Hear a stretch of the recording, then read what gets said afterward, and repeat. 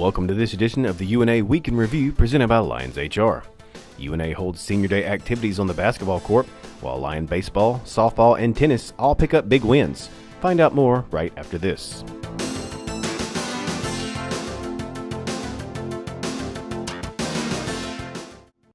What would you do with an extra 2 to 3 hours per day? Would it surprise you to know that the average small business owner spends more than 30% of his or her time on issues related to human resources? At Lions HR, we've helped hundreds of business owners lower their employment costs while giving them back the time they spend on such things as hiring and training the right employees, sourcing affordable employee benefit plans, providing the right workers' compensation insurance, developing effective workplace safety plans, and employee retention strategies. You can take back the 2 to 3 hours per day you're spending on all these things. Contact Lions HR and let us show you how.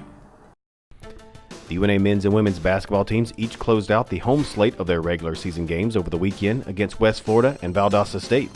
With 2 road games remaining, both teams are trying to lock down their position in the upcoming Gulf South Conference tournaments. The UNA women came up short 75-51 against league-leading West Florida. The Lions, however, rebounded to post a 70-52 win over second-place VSU and clinch a GSC tournament berth. Kiki Gunner averaged 20.5 points per game.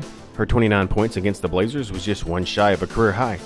Ivy Wallen averaged 12.5 points per game, while Michaela DeKiller pulled down double-digit rebound totals in both contests.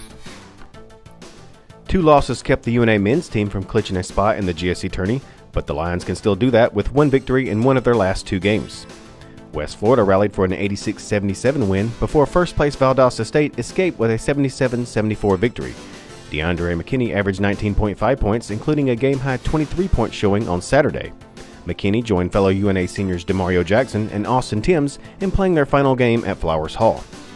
Both UNA basketball teams will close out regular season play with a pair of road games this week. The Lions will play at Union Thursday night and at Christian Brothers Saturday afternoon. UNA baseball opened GSC play with a pair of road victories at West Georgia on Sunday.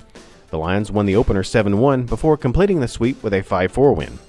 Drake Tucker was 3 for 6 with 3 RBI to lead the Lions at the plate. On the mound, Tyler Joyner improved to 3-0 on the year with a complete game victory. He scattered 8 hits and struck out 7 in 9 innings of work. Brad Bailey won the second game. He struck out 7 in 5 innings. Shannon Wall got the save. UNA men's and women's tennis also opened GSC play with wins. The Lion teams each posted 9-0 victories over Christian Brothers on Sunday. The win gives the UNA women's team a 2-1 record and 1-0 start to league play.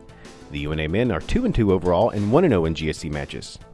The UNA women will host West Georgia next Sunday before both teams welcome Delta State to town on March 3rd.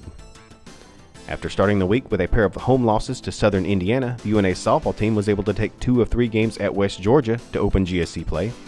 Anna Gail Norris was 8 for 18 at the plate with a home run and 5 RBI to lead the Lions. Shelby Woodard also hit .385 for the week, while pitchers Hillary Carpenter and Hannah Bodenhorn each recorded victories in the circle. UNA is now 10-5 on the season and 2-1 in conference play. The Lions will play a doubleheader at Miles on Thursday before returning to GSC play next weekend by hosting a 3-game series against Shorter.